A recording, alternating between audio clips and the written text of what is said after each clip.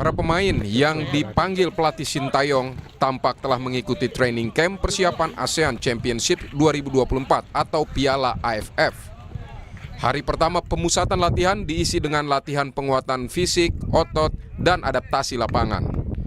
Untuk mengikuti turnamen tersebut, PSSI dan Sintayong sepakat mayoritas skuad diisi pemain U22. Meski demikian, mantan pemain timnas Eli Aiboy yakin Indonesia berpeluang juara. Eli melihat pemain U22 yang dipanggil STY sangat berkualitas dan berpengalaman. Di U22 ini kan mereka sudah punya kualitas, kemampuan. Dan sudah bermain di Liga 1 dan kompetisinya kita juga sangat padat. Yang memerlukan supaya kita menunjukkan bagaimana kita bisa mampu. Ya harus, karena kita punya kualitas pemainnya semua sudah sangat bagus. Apalagi ada ditambah dengan senior yang 8 pemain. Itu sudah harus bisa menunjukkan bahwa kita mampu untuk menghadapi Thailand, Malaysia, Filipina atau Vietnam, kita bisa menghadapi mereka. Perjuangan timnas di Piala AFF akan diawali dengan laga tandang ke Myanmar pada Senin 9 Desember. Kemudian giliran Indonesia menjadi tuan rumah menghadapi Laos pada 12 Desember. Pada 15 Desember, timnas bakal menghadapi tim kuat Vietnam di kandangnya. Di pertandingan akhir fase grup, Indonesia akan menjamu Filipina pada Sabtu 21 Desember. Peringkat 1 dan 2 grup lolos ke semifinal. Di Piala AFF, Indonesia telah 6 kali menjadi runner-up, yaitu pada tahun 2000, 2002, 2004, 2010, 2016, dan 2020. 4 kali menjadi semifinalis, yaitu edisi tahun 1996, 1998, 2008, dan 2022. 4 kali juga Indonesia harus gugur di babak grup, yaitu pada 2007, 2012, 2014, dan 2018. Ketua Umum PSSI Erick Thohir menyebut penggunaan tim U22 untuk Piala AFF demi proses regenerasi timnas. Selain itu, para pemain muda juga disiapkan untuk mempertahankan emas SEA Games. Dan ini kesempatan juga pemain muda kita U22 untuk bisa mulai menggantikan para pemain senior kita yang sudah di atas U23. Gitu kan? Memang di situ masih ada beberapa nama pemain senior seperti ya saya nggak bisa bilang senior, cuma pemain setengah senior. Arhan, ya itu silakan aja. Saya sih inginnya pemain U22 yang dipanggil semuanya U22. Meski diisi pemain muda, namun PSSI berharap timnas bisa tetap meraih hasil maksimal mengakhiri puasa gelar timnas senior. Tim Liputan Kompas TV. Untuk membahas persiapan tim nasional ke Piala AFF dan bagaimana peluangnya, sudah ada bersama kita Ketua Badan Tim Nasional Sumarji dan analis sepak bola Binder Singh. Selamat malam Pak Marji, Bung Binder. Selamat malam, Assalamualaikum. Waalaikumsalam warahmatullahi wabarakatuh. Pak Marji, langsung saja, sudah berapa pemain yang bisa ikut training camp sejauh ini? Sampai dengan hari ini, sore ini tadi, ada 23 pemain, tetapi yang 2 hari ini kita kembalikan ke klub dikarenakan mengalami cedera. Made Tito dan Zaki Ashraf ke PSM. Oh, ada 2 yang dipulangkan ke klub karena cedera ini ya. Ya. Targetnya nanti yang akan dibawa untuk AFF berapa squad gitu, berapa orang di squadnya nanti Pak Marji? Ya, sesuai regulasi yang ditentukan oleh AFF di turnamen ini, 26 pemain yang boleh dibawa, tetapi ketika nanti bermain itu yang boleh didaftarkan 23. Jadi dari 26 nanti yang akan kita bawa, kondisinya kalau boleh ada saat sekarang ini ya, ada saat sekarang ini memang masih kurang beberapa pemain dikarenakan ada beberapa yang contoh seperti Arhan, terus lanjut Asnawi, itu baru bisa gabung nanti. Arhan tanggal 1 hari Minggu besok, Asnawi setelah klubnya bermain, mungkin diperkirakan tanggal 4 baru bergabung. Sehingga yang lain ya tentu nanti akan kita sesuaikan kaitannya dengan yang upload yang kita panggil. Oke. Berarti untuk seperti pemain-pemain abroad seperti Justin Hubner, lalu Ivar Jenner, dan juga Marcelino ini sudah ikut ya sekarang ya, sudah ikut training? Belum belum. Belum ya? Jadi Pemain-pemain belum abroad belum ini belum? belum. Jadi Oke. kan total semua yang kita panggil kan 33 Aha, pemain. aha, oke. 33 pemain yang kita panggil, yang datang 23 pemain, sisanya selebihnya 2 tadi kita pulangkan ke klub dikarenakan Oke. cedera. Nah, Ya sisanya masih belum datang, oh, seperti tadi oke. saya sampaikan. Dari selain tadi kalau Asnawi kan sudah ada kepastian tanggal 4 begitu ya akan bergabung. Ya. Nah, pemain abroad yang lain seperti Justin Hubner, Ivar Jenner, lalu ada Marcelino juga, ada Rafael Strijk juga. Ini kapan mau gabungnya, Pak Marzi? Yang sudah pasti gabung, Mhm. sama sesuai info dari Pak Ketua Umum Mhm. semalam menyampaikan kepada saya Marcelino bisa bergabung, dan tadi saya sudah kontak Marcelino juga. Oke. Dia akan berangkat setelah tanggal 1 karena tanggal 1 itu klubnya masih harus bermain. Oke. Mungkin setelah itu Marcelino akan bisa gabung. Oke. Selanjutnya kalau Justin, Mhm. saya dari BTN juga masih mengkomunikasikan dengan klubnya, Oke. kira-kira kapan dia bisa bergabung. Kalau Ivar sudah memberikan, Ivar juga masih belum ada jawaban Belum ada pasti. jawaban. Oke. Ya, kalau Rafa sudah ada jawaban, Oke. disampaikan bisa bergabung ketika nanti Indonesia semifinal atau final. Oke, sebelum kita bahas soal menu latihan di training camp, saya akan ke Bung Binder dulu. Gimana Bung Binder, peluang timnas dengan pemain-pemain muda? Ini kan komposisinya agak berbeda ya dengan kualifikasi Piala Dunia. Ini pemain-pemain muda di usia 22, U22. Menghadapi juga skuad sepertinya U22 juga dari negara-negara di ASEAN. Bagaimana sejauh ini peluangnya? Kalau menurut saya peluang kita besar ya, Besar ya? bukan saja untuk masuk ke final tapi juga untuk menjadi juara. Oke. Karena kita harus flashback juga ya pada tahun 2021, pada saat itu juga kan materi pemain timnas kita kan mayoritas para pemain muda ya, cuma Fahrudin saja itu pemain senior, dan ada Ezra Walian yang sebelumnya adalah sedikit jam terbang dengan timnas kita ya. Ya. Tapi faktanya timnas kita pada saat itu kan bisa lolos sampai ke final. Ya memang sih di final kalah ya dari segi kematangan dari Thailand pada saat itu. Jadi saya justru optimis dengan para pemain muda ini, Ya. yang tentu tim-tim lawan belum juga mungkin membaca ya.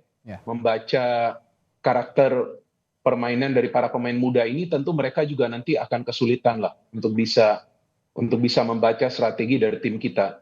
Apalagi kan pelatihnya masih sama ya, Shin Tae-yong ya. Ini kan adalah Piala AFF yang ketiga bagi Shin Tae-yong. Saya justru optimis, ya seharusnya sih bisa ke final dan menjadi juara. Saya sih kok melihatnya bukan hanya optimis, tapi juga ini pemain muda yang sudah beda dengan beberapa tahun yang lalu begitu.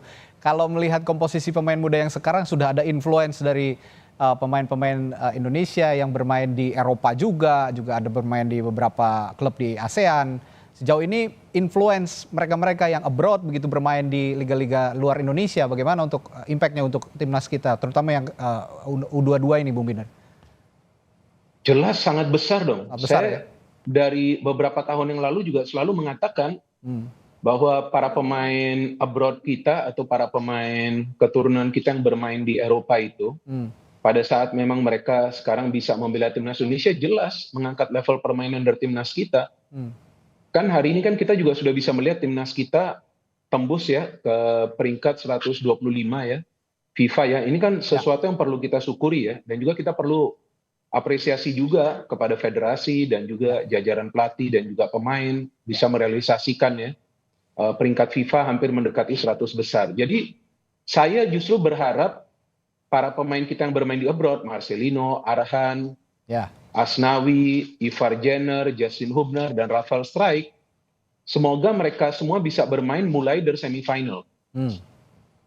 Kalau dari semifinal, karena di semifinal kemungkinan kan lawan kita nih bakal lebih berat ya. Bakal lebih berat itu kan di semifinal. Saya berharap mereka masuk, dan dengan hadirnya mereka, jika mereka nanti bisa gabung juga dengan para pemain muda kita yang kan belum punya pengalaman ya bermain di level senior di arena internasional kan seperti Piala AFF ini kan banyak pemain seperti Cahaya Supriyadi, ada Kadek Arel kan mereka belum pernah bermain di level senior. Justru dengan hadirnya para pemain kita yang bermain di abroad ini akan memberikan mereka kepercayaan diri yang sangat luar biasa gitu. Ya. Pastilah, sudah pasti.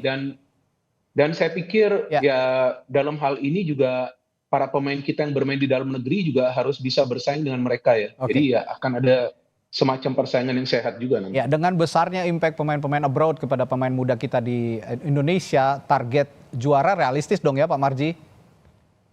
Ya begini ya, kembali lagi sebenarnya untuk turnamen AFF ini memang jauh-jauh hari sudah dirapatkan di Exco dan Ketua Umum sebenarnya sudah mengambil boleh dikatakan memberikan pesan kepada kita dan disetujui semua oleh teman-teman Exco. Intinya bahwa yang utama berkaitan dengan turnamen AFF 2024-2025 ini satu adalah regenerasi. Ini penting. Regenerasi, yang kedua kita mempersiapkan untuk SEA Games. Jadi dua hal itu sebenarnya yang terpenting. Nah, tetapi kembali lagi sepak bola itu memang harus ada target. Kalau tidak ada target tentu kan juga tidak semangat gitu. Maka ya realistis dengan kondisi para pemain yang ada, paling tidak kita bisa sampai final lah ya. Paling tidak kita bisa sampai final. Kalaupun itu nanti bisa juara ya itu bagian daripada bonus gitu ya. Jadi ini saya harus sampaikan realita yang ada saja. Sepak bola itu kan tidak jauh dari satu kualitas pemainnya, terus yang kedua yang pasti ada statistik daripada tim kita sendiri, dan kita juga belum menganalisa nih tim lawan yang akan kita hadapi ini seperti apa, sehingga kita semua akan tahu kalau memang kita sudah bisa membaca statistik daripada lawan yang akan kita hadapi, pasti kan ya kita akan bisa tahu, ini nanti hasilnya seperti apa. Tadi saya singgung juga menu latihan nih Pak Marji, menu latihan beberapa hari terakhir ini atau hari ini juga apa aja nih kira-kira untuk meningkatkan kualitas teman-teman timnas? Memang saya harus akui jempol lah kalau Coach Sin ini. Ketika memanggil pemain-pemain muda baru berkumpul, ya itu harus kuat fisik, kuat mental lah. Kalau kuat fisiknya nggak kuat, mentalnya nggak kuat, ya secara otomatis pasti pulang lah dia, kira-kira seperti itu. Disiplin tinggi lah ya kalau Coach Sin ini ya.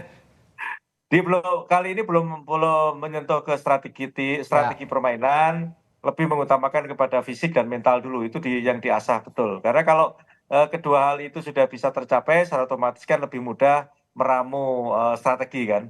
Itu yang dijalani. Ya, di sini akan berlangsung sampai kapan Pak Marji?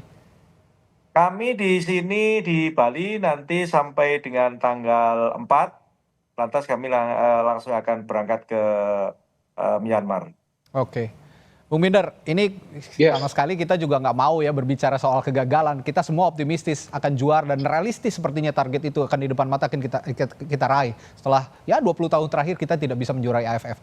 Tapi kalau ada batu ganjalan di tengah jalan begitu ya, katakanlah kita masuk final tapi tidak juara, ini apakah jadi ukuran juga untuk Coach Sin melatih timnas muda kita di U22 ini? Sebenarnya kan saya tidak pernah mengatakan harus juara ya. Karena tentu tim yang lain juga mau juara gitu. Jadi saya tidak pernah mengatakan harus juara. Ya kan Pak Marji, saya tidak pernah mengatakan itu. Tapi saya mengatakan... Saya sih sebenarnya mengatakan juara nih. Karena saya optimis bisa juara nih. Kalau saya kan bicara di mana-mana kan jujur ya. Bukan ingin memberikan harapan palsu gitu ya. Jadi saya tadi sudah jelaskan karena sebelumnya dengan skuad yang muda bisa masuk ke final. Bedanya kan kalah pengalaman. Nah, saya harapkan pemain-pemain yang abroad masuk, yang sudah punya pengalaman, dan ada juga beberapa pemain yang sebelumnya juga pernah bermain di Piala Asia U23. Jadi peluang kita untuk menjadi juara itu sangat terbuka dan juga realistis. Bahwasannya dari federasi memang inginkan regenerasi, ya memang itu adalah hal yang baik. Karena para pemain muda ini yang sekarang sebagian besar sudah mendapatkan menit bermain di level klub, berikan mereka jam terbang untuk bermain di level internasional. Karena yang diharapkan nanti pemain-pemain ini bisa juga nanti masuk ke level senior, sebelumnya kan mereka harus bermain di SEA Games. Jadi ini kan ada dua misi ya kalau saya melihatnya dari federasi ya. Pertama, para pemain muda dikasihkan jam terbang, mereka develop, dan tadi saya sepakat bukan 100% sih dengan Pak Marji, tapi 110% Pak. Saya tambahin 10% lagi. Itu soal fisik dan mental. Fisik dan mental, betul. Itu benar sekali. Karena sekarang kan mau main di level senior nih, para pemain muda ini pasti pressingnya itu akan beda lah. Tidak seperti yang mereka bermain di level U20 atau mungkin ada yang juga main di U17 sebelum Piala Dunia. Baik. Dan kedua mental, karena tadi kan Mas Radi tadi kan mengatakan timnas kita sudah lolos 6 kali loh ke final, 6 kali menjadi runner up, beberapa kali semifinal. Kalau saya bicara dengan beberapa mantan pemain yang pernah bermain di ajang itu, ya memang kesulitannya itu ada dari segi mentalitas. Ya artinya betul juga mental juga coach harus menguatkan para pemain kita. Gitu. Jadi peluangnya memang sangat besar bagi kita, tergantung artinya nanti persiapan kita. Coach ini sudah sangat membaca bagaimana pengalaman 6 kali masuk final, masalah mentalitas dan fisik jadi faktor utama untuk kunci untuk menjadi sukses di final Piala AFF. Dan kita nantikan pertandingan perdana Piala AFF Indonesia pada tanggal 9 Desember akan menjamu Myanmar, dijamu oleh Myanmar. Nanti di Myanmar kita doakan bersama tentu saja bisa meraih kesuksesan yang baik sampai di akhir pertandingan final AFF dan bisa menjadi Amin. Baik, terima kasih Pak Sumarji, Bung Binder sudah berbagi perspektifnya, bagi-bagi informasi soal timnas. Semangati bersama terus tim Garuda Muda kita. Terima kasih, selamat malam, sampai jumpa kembali. Malam, terima kasih.